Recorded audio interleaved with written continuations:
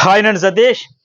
ఇప్పటికే ఇవాళ జరగబోయే లీక్స్ అప్డేట్స్ అన్నీ కలిపి మన జర్నలిస్ట్ సతీష్లో మార్నింగ్ 7కి వీడియో అప్లోడ్ చేస్తే చాలా ఇంట్రెస్ట్గా ఉంటుంది, మిస్ కాకుండా. అలాగే ఈ వీడియో చూసే ముందు కూడా లైక్ చేయండి. Journalist Satish and news Bol 2 channels కూడా సబ్స్క్రైబ్ అయితే చేసుకోండి.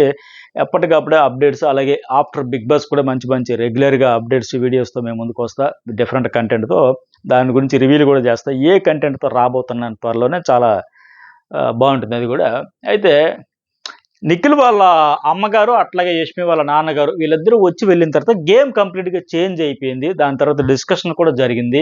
అలాగే అదేంటంటే నిఖిల్, ప్రేరణ, యష్మి వీళ్ళు మాట్లాడుకుంటారు కదా అక్కడ. నిఖిల్, ప్రేరణ, యష్మి వాళ్ళు పృథ్వీ వీళ్ళు వచ్చి వెళ్ళిన తర్వాత వీళ్ళ హౌస్లో కలిసి కూర్చునేది నలుగురు కలిపి ముచ్చట పెట్టుకున్నది వెతికితే 1-2 సీన్లకు మించి కనబడట్లే. అది కూడా చాలా తక్కువ నిమిషాల్లోనే చెప్పొచ్చు. రెగ్యులర్గా మనం చూసేది ఏంటి, జనరల్గా వీళ్ళు నలుగురు అదే రూమ్లో కూర్చొని ఆ బెడ్ల మీద పడుకొని కబుర్లు చెప్పుకోవడం, మాట్లాడుకోవడం, వేరే దగ్గరికి వెళ్ళేవాళ్ళు కదా. ఇప్పుడు ఆ నలుగురు కలిపి కూర్చొని కాంబినేషన్ కూర్చొని మాట్లాడుకున్నది, లేదా వాళ్ళ బెడ్స్ మీద పడుకొని మాట్లాడుకున్నది వెతికితే దొరకని పరిస్థితి అయిపోయి అంతలా గేమ్ చేంజ్ అయిపోయాయి.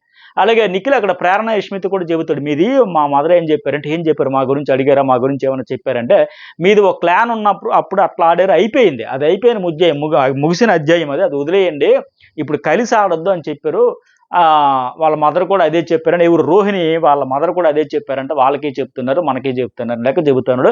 ఫ్రెండ్షిప్ వద్దు, ఇండివిజువల్ ఆడండి, తప్పు అనిపిస్తే తప్పు అని చెప్పు. అలాగే ఇంకా 4-5 వారాలు కనుక గ్రూప్స్ వద్దు, నీకేమనిపిస్తే అదే చెప్పు అని కూడా చెబుతున్నారు అని మా అమ్మగారు ఎట్లా చెప్పారు. అలాగే బయటకు వెళ్ళాక ఫ్రెండ్షిప్ చేసుకోవచ్చు, అందరూ గెలవడానికి వచ్చారు కూడా, అది దృష్టిలో పెట్టుకో, ఆడుకో అని చెప్పారంట. అట్లాగే విష్ణుప్రియనేమో కూతురులా తీసుకుందని పృథ్వీతో కూడా చెబుతాడు వాళ్ళ అమ్మగారు. అటగా మైసూర్ తీసుకెళ్దాం ఆఫ్టర్ బిగ్ బాస్ అని కూడా చెప్పాడు. అంతా ఓకే. అయితే యష్మి ఇక్కడ షాక్ అయింది. అవునా, సేమ్ అదే చెప్పారు మా డాడీ కూడా, సేమ్ డైలాగ్ రా, ఏదో మిస్ అయింది, ఏదో రాంగ్ అయ్యింది అని చెబుతూ షాక్ అవుతుంది. ప్రభావతి టాస్క్లో అబ్బాయిలతో అలా ఆడావు, అంత చక్కగా ఆడావు కదా, మరి ఇప్పుడు ఎందుకు ఇలాగ ఆడట్లే, ఇప్పుడు కూడా బాగా ఆడాలి కదా అని లెక్క చెప్పారు. అంత ఆటలేదని లెక్క చెప్పారంటే నిఖిల్కి అయితే ఇక్కడ మొత్తం పిక్చర్ అర్థమైపోయాయి. ఇంకేముంది, ఇప్పుడు వాళ్ళ అమ్మగారు అట్లాగే చెప్పారు, గ్రూపిజం వద్దు. ఒక దశలో ఆవిడ కాస్త ఫ్రస్ట్రేట్ అయ్యారు. నిఖిల్కి అంటే, నేనేం తప్పు చేశాను, నేను గ్రూపే ఆడట్లేదు కదా, ఇండివిజువల్గా ఆడుతాను కదంటే, ఇక ముందు వద్దు అన్న, ఇక ముందు వద్దు, బయట నుంచి వచ్చాను చెప్తానని అర్థం చేసుకుని లెక్క, ఇక ముందు ఇండివిజువల్గా ఆడుకో, ఇంతవరకు ఆడింది ఓకే, గ్రూపిజం వద్దు, కనీసం ఒక 6 టైమ్స్ అన్న వర్డ్ వాడారు ఆమె, అంత క్లియర్గా చెప్పారు. అట్లాగే యష్మి వాళ్ళ నాన్నగారు కూడా సేమ్ అదే డైలాగ్, ఏదో మిస్ అయింది, ఏదో రాంగ్ అయింది అన్నప్పుడు ఇంకా అర్థం చేసుకున్నాడు కూడా. ఆయన ఎవరు చెప్పారు, ఇతను చెప్పారు కనుక, ఇద్దరు చెప్పిన తర్వాత ఈమె చెప్పి, వాళ్ళ అమ్మగారు చెప్పి ఆయన చెప్పాక, అట్లాగే యష్మి వాళ్ళ నాన్నగారు కూడా సూటిగా బ్యాడ్ ఇంప్రెషన్ అవుతుంది, ఇండివిజువల్గా ఆడుకో, గ్రూపిజం వద్దు అని అంత క్లియర్గా చెబితే ఇంకా అర్థం కాదా? నిఖిల్కైతే అర్థమైపోయి ఇంకేముంది, నలుగురం కలిపి ఆడేస్తాను, లోకల్ నాన్ లోకల్ అనే ఫీలింగ్ వచ్చేసి ఉంటుంది ఆయనకి. ఎందుకంటే గత సీజన్ ఎఫెక్ట్ ఆయన గట్టిగా పడింది తెలుసు. వచ్చే ముందు వాళ్ళందరూ పార్టీ చేసుకుని ఎంజాయ్ చేసుకుని ఫ్రెండ్స్గా వచ్చారు. ఆ స్టార్ మా బ్యాచ్ అనేది బాగా పోటీ అయిపోయింది, బాగా నెగిటివ్ అయిపోయింది, బాగా యాంటీ అయిపోయింది. మెయిన్ అదే ఇదని కాకుండా ఒక గ్రూప్గా ఆడితే ఆడియన్స్ యాక్సెప్ట్ చెయ్యరు, అస్సలు చేయరు అనే విషయం అతను ఫుల్ క్లారిటీ ఉంది. అందుకోసం స్టార్టింగ్లోనే అయ్యో మాకు సేమ్ ఒక సీరియల్ ప్రొఫెషన్ అయినా సరే మాకు పరిచయం లేదు, మేము ఆడట్లేదు, మేము ఉండట్లేదు, నువ్వు అలా పోర్ట్రే చేయకు, నువ్వు అలా హైలైట్ చేయకుని, వీళ్ళతో పరిచయం ఉన్నా సరే ప్రేరణ, యష్మి వాళ్ళతో దగ్గరికి కూడా వెళ్ళేవాడు కదా. యష్మితో పరిచయం లేదంటే, బట్ ప్రేరణతో పరిచయం ఉన్న తెలిసినా సరే ఆవిడ కూడా బాగా డిసప్పాయింట్ అయినా సరే దరిదాపులు కూడా వెళ్ళేవాడు కాదు. అటు విష్ణుప్రియతో పరిచయం ఉన్న షోలో చేసిందంతా. కానీ ఏదైతే వద్దు అనుకున్నాడో అదే తిరిగి వచ్చి అదే ట్యాగ్ వచ్చింది. వాళ్ళ అమ్మగారు కూడా పదే హెచ్చరించడం, ఇప్పుడు సేమ్ యష్మి వాళ్ళ అమ్మ కూడా చెప్పడంతో మొత్తం సినిమా అర్థమైపోయి అతనికి. సో అందుకే గేమ్ కూడా చేంజ్ చేశాడు ఇంకా. అలాగే తర్వాత నిఖిల్ కూడా వచ్చి అక్కడ పృథ్వీతో చెబుతాడు కదా, ఎదురుగా ప్రేరణ ఆ అమ్మాయి కూర్చుంటే, వీళ్ళిద్దరు ఎదురు కూర్చుంటే యష్మితో వద్దు అని చెప్పారు, నెమ్మదిగా చెబుతాడు. సరే నువ్వు తనకి చెప్పకో, చూసుకో జాగ్రత్తగా, వైని దూరంగా పెట్టు, వైని కంట్రోల్ చేయు, పీని దూరంగా పెట్టు, పీతో ఉండకంటే ఏ పీ అమ్మాయి అబ్బాయి అంటే అమ్మాయి అని కూడా చెప్పింది కదా. ప్రేరణ కొద్దిగా ఎక్కువ చేస్తుంది, కొద్దిగా డీప్గా లాగుతూ ఉంటుంది, అంత అవసరం లేదని లెక్క చెప్పడంతో మొత్తం మ్యాటర్ అర్థమైపోయాయి. సో ఇక దూరంగా ఉందామని ఫిక్స్ అయిపోయి ఆట కూడా మార్చేస్తారు, ఇంక ఇమీడియట్గా మార్చేశారు. ఇంకా అందుకే నేను ఎప్పుడంట ఈ గ్రూప్ గేమ్ ఆడే వాళ్ళకి మెయిన్ ఏంటంటే before family week, after family week అని చెప్పాలి. ఇప్పుడు నలుగురు 4 దిక్కులు అయిపోయారు. ఎట్లా అయిపోయారంటే ఇంకా క్లియర్గా చెప్పాలంటే, ఇప్పుడు వాళ్ళ అమ్మ చెప్పిన దాంతో గౌతమ్తో ఒకవేళ నామినేషన్ పాయింట్ చేసినా చెయ్యకు, నామినేషన్ వరకు వెళ్ళకు, ఒకవేళ వెళ్ళినా నీ వరకు చూసుకో, వేరే వాళ్ళ గురించి చేయకు, అదొకటి చెప్పారు. ఫైట్ వద్దని చెప్పారు.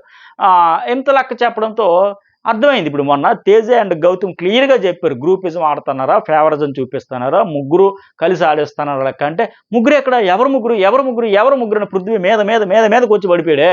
ఆ గౌతమ్ కృష్ణ కూడా చెబితే ఎవరు గ్రూపు, ఎక్కడ గ్రూపు, ఎలా గ్రూపు అన్నారే. మరి ఇప్పుడు మబ్బులన్నీ విడిపోయినాయి, కళ్ళు పొరలన్నీ తొలగిపోయినాయి, భ్రమలన్నీ చెదిరిపోయాయి, క్లారిటీ మొత్తం వచ్చేసింది, కళ్ళ ముందు సినిమా కనబడింది వాళ్ళకి. ఇప్పుడు పృథ్వీ సడీ చప్పుడు లేకుండా సైలెంట్గా అయిపోయి అవునా గ్రూపేస్ అన్నారా ఎందుకు అన్నారని అడగలేకపోయాడే.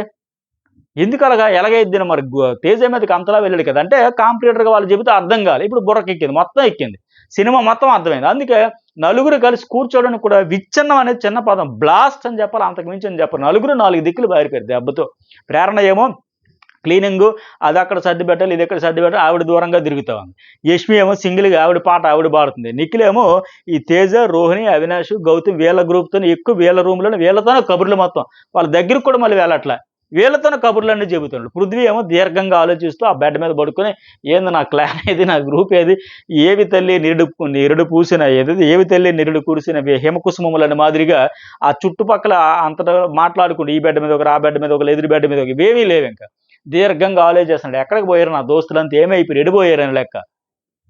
అలా అయిపోయాం మొత్తానికి చెదిరి అయిపోయి. ఇక మంచిదే, సంతోషమే, ఎవరికి ఏమో అలా ఆడుకుంటే మంచిది. అట్లాగే రెండో పాయింట్ ఇంకోటి ఏంటంటే, నిఖిల్ వాళ్ళ అమ్మగారు వచ్చినప్పుడు వీళ్ళు వాలంటీర్లు అడిగారు మా గురించి ఒకటి చెప్పండి, ఫీడ్బ్యాక్ ఇవ్వండి, ఇన్పుట్స్ ఇవ్వండి, ఏం మార్చుకోవాలి, ఇవ్వండి ఇవ్వండి ప్రెజర్ పెడితే ఆవిడ సరదాగా కొన్ని ఆవిడకి ఒక జెన్యున్గా ఆడియన్గా ఏమనిపించింది అదే చెప్పారు. దాని గురించి వాళ్ళు నెగిటివ్ ప్రచారం చెయ్యక్కర్లా. ఆవిడ అంత ప్రెజర్ తెచ్చి చెప్పండి అంటే చెప్పండి అమ్మా చెప్పండి అంటే ఆవిడకి ఎవరి గురించి ఏం ఫీలింగ్ వచ్చిందో ఒక మాటలో చెప్పమంటే చెప్పారు. ఆవిడ ఏం చెప్పారు, ఇప్పుడు విష్ణుప్రియ వాళ్ళ నాన్నగారిని కూడా అడిగితే ఆయన కూడా ఒక్కొక్కరి గురించి ఒక్కొక్కటి చెప్పారు. ఆ వీడియో కూడా అప్లోడ్ చేస్తే చాలా ఇంట్రెస్ట్ ఉంటుంది, చూడండి ఆయన ఏం చెప్పారు ఎవరి గురించి.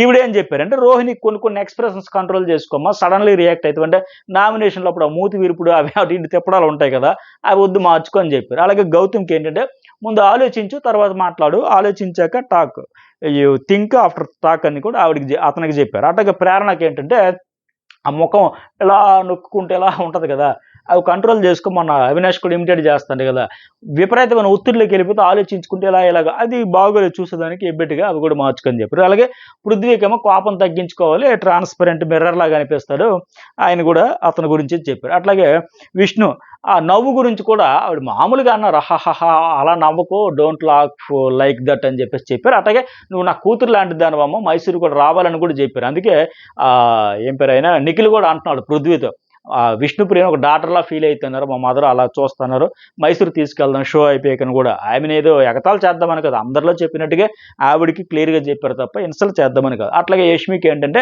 నామినేషన్లో ఈ మటన్ కట్ చేయడం, ఆనియన్ కట్ చేయడం, నిన్న టాస్క్లో కూడా ఆయన అవినాష్ అండ్ రోహిణి కదా, క్యారెట్ పెట్టి కట్ ఆనియన్ పెట్టి కట్ ఇది మార్చుకొని చెప్పారు. ఇలా ఒక్కొక్కరి గురించి. తేజ గురించి ఏంటంటే మేనరిజమ్స్ మార్చుకోవాలన్నారు. మరి మేనరిజమ్స్ ఏంటి అన్నాడు కానీ ఆవిడికి అర్థం అయినట్టుగా లేదు, ఏదో చెప్పాలి కూడా చెప్పినట్టుంది, మేనరిజమ్స్ మార్చుకొని చెప్పారు. నబీల్కేమో గుడ్ అని చెప్పేశారు, నిఖిల్ అయితే ఎమోషనల్ గై అని చెప్పారు. ఇది ఆవిడ ఇచ్చిన ఫీడ్బ్యాక్. అలాగే తర్వాత అవినాష్ ఇంకోటి ఏంటంటే, తేజతో అంటాడు ఫంటాస్క్లే కాదు మిగతా కూడా ఆడు బాగా చెయ్యాలని వాళ్ళ మిస్సెస్ అను చెప్పిందని చెప్పి తేజతో చెబితే, ఇంకేమన్నా హ్యాపీ కదంటే హ్యాపీ రాన్నాడు. అయితే 100% ఉంటానని చెప్పిందని చెప్పాడు. అయితే నైట్ లైవ్లో కూడా అడిగేటప్పుడు లాస్ట్ వరకు 100% ఉంటావని అనిందిరా, మరి ఇంకేంటి నామినేషన్లో ఉన్నాను కదా అంటే ఏం కాదులే అని చెప్పింది. అయితే ఆవిడ చెప్పాల్సింది చెప్పి కొద్దిగా సేఫ్గా ఆడకు అవినాష్ అని చెప్పాల్సిందా వాళ్ళ మిస్సెస్. ఎందుకంటే ఇప్పుడు రోహిణి ఎగ్గ విషయంలో కూడా అనుకోకుండా జరిగిపోయిందని చెప్పారు ఆవిడ. బట్ అలాగే యష్మి తేజ విషయంలో కూడా అట్లాగే జరిగిపోయింది. కానీ రోహిణి ఎగ్గ విషయంలో ఇతను ఎంత ల్యాగ్ చేశాడంటే, ఆ రోజు రాత్రి రోహిణి కళ్ళు వాసిపోయేలాగా ఏడిచింది. ఎందుకంటే అరే మా నాన్న కూడా అలాగే అన్నారంటే, మా అమ్మ కూడా అదే చెప్పింది, ఫీల్ అయ్యారంటే ఎగ్గుకు వేయకుండా ఉండాల్సిందంటే ఇతను వదలకుండా పదే అడిగి ఎందుకంటే ఆ డ్రిల్లింగ్ చేసి పడేశాడు. ఇంకా మామూలుగా కాదు, ఆ నబీల్ ఎగ్ అయినా వేసి, ఎందుకంటే హరితేజ్ మాట మార్చి చెప్పడంతో అలా కాదు, మరి నీ ఫ్రెండే కదా రోహిణి, మరి నీ ఫ్రెండ్ అయ్యేటప్పుడు నిన్ను కాపాడుకోరు కదా, నేను వేరే ఆప్షన్స్ కూడా ఇచ్చాను కదా, బట్ ఇదే ఎందుకు వేసేయాలి, సో నువ్వు ఫ్రెండ్ అని ఫీల్ అవుతుంది, ఆవిడ ఫీల్ అవుతుంది లేదా చూసుకో, మాట్లాడుకో, చెక్ చేసుకెళ్ళి చెప్పడంతో వచ్చి రోహిణిని పట్టుకుని సరే మరి అవన్నీ కాదు కానీ ఆవిడ ఎంత చెప్పినా అరే నేను డిస్కషన్ చేశారు, ఎంత ప్రయత్నం చేసినా వినట్లేదు, ఇక తీవ్ర పరిణామాలు ఉంటాయని రోహిణి చెప్పినా సరే సరే మరి అయినా ఉంచాల్సింది కదా రోహిణి, కొన్ని నబీల్దేని వేసేయాల్సింది కదా, సరే మరి నబీల్ కూడా నా ఫ్రెండే కదండి, ఇలా చాలా డ్రిల్లింగ్ అయింది. దానికి బదులు రైవలరీ ఉండేటట్టు ఒక ఫైటర్ స్పిరిట్తో వెళ్తే బాగుండేది కదా. ఇప్పుడు ప్రేరణ విషయంలో కూడా ఆవిడ మెగా చీఫ్గా ఇతను ప్రెజర్ ఫీల్ అవుతుంది, ఏంటిది అన్నట్టు ఉంటుంది, కానీ ఓపెన్గా చెప్పట్లా. ఆ సేఫ్ గేమ్ అవసరం లేదు. ఇప్పుడు విష్ణుప్రియ రూల్స్ బ్రేక్ చేస్తుంది, మెగా చీఫ్కి రెస్పెక్ట్ ఇవ్వట్లేదు అనేటప్పుడు అదేమి విషయం కాదు, ఇతనికి వినిపించలే కనిపించలే. బట్ గౌతమ్ కృష్ణ ఎర్రజెండా ఎగరేశాడు కదా, సో నేను ఎందుకు చేయాలి అంటున్నాడు కదా, నేను ఆ పాయింట్లో సీతాఫలం పాయింట్లో వారం రోజులు గిన్నెలు కడగడం అనేది పెద్ద పనిష్మెంట్ అంటే, ఇంకా అదే విషయంలో ఇతను నామినేషన్ కూడా చేస్తాను. అలాంటప్పుడు చేయాల్సి వస్తే విష్ణుప్రియకి అదే విషయంలో చేయాలి, అలాగే గౌతమ్కి చేయాలి. కానీ అలా చేయకుండా వేస్తే ఇదే సేఫ్ గేమ్ అంటారు. ఇలా ఉండకూడదు. ఇప్పుడు అలాగే హరితేజ విషయంలో ఆవిడ చెప్పగానే వచ్చి ఫ్రెండ్ రోహిణిని అంత డ్రిల్లింగ్ చేసే కంటే అక్కడే గట్టిగా రైవలరీ మంచిగా ఫైట్ చేసి అడగొచ్చు కదా, ఆర్గ్యుమెంట్ చేయొచ్చు కదా. మీరు గమనిస్తే ఎగ్ కోసం కూడా ఫస్ట్ బిగ్ బాస్ ఇద్దరిద్దరు బడ్డీలుగా పేర్లు పిలవక ముందు గౌతమ్తో పాటు ఇతను కూడా పరిగెత్తుకెళ్ళాడు, ఎగ్ దగ్గరికి వెళ్ళాడు, పక్కకి వెళ్ళిపోయాడు. ఎగ్ తీసే ప్రయత్నం చేయలే.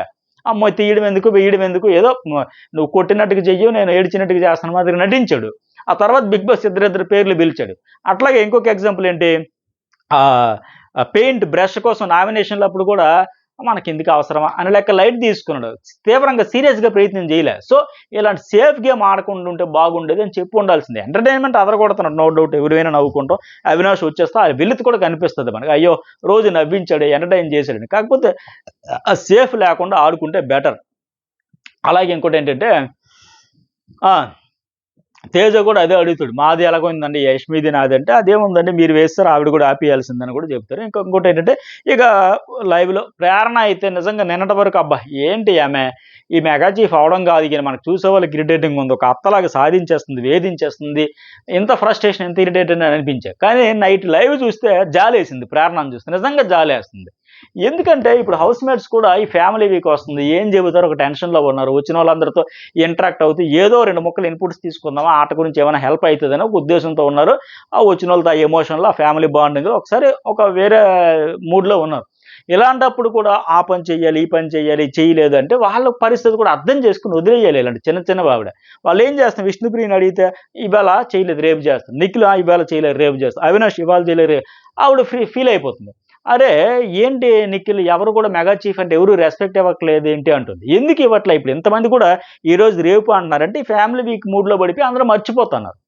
సరే రేపు చేద్దాం మూడ్ కంప్లీట్ చేంజ్ అయిపోయి ఉంది. అలాంటప్పుడు ఇప్పుడు క్లియర్గా పట్టించుకోవాల్సింది, ఒత్తిడి తేవాల్సింది ఏంటి, రూల్స్ ఏమైనా బిగ్ బాస్ తలకి మెయిన్ రూల్స్ ఏవైతే ఉంటాయో నిద్రపోవడాలు లేకపోతే ఇట్లాంటివి ఏమైనా ఉంటే మైక్ తీసి పెట్టుకోకపోవడాలు ఇట్లాంటివి ఏమైనా బ్రేక్ చేస్తున్నారా లేదో చూసుకొని, 2 ఫుడ్ వేస్టేజ్ కాకుండా కాపాడుకుంటున్నారు బాగా అవి మాత్రమే తీసుకుని మిగతా వదిలేయాలి. అంతలా డ్రిల్లింగ్ లెక్క అనిపిస్తుంది వాళ్ళకి.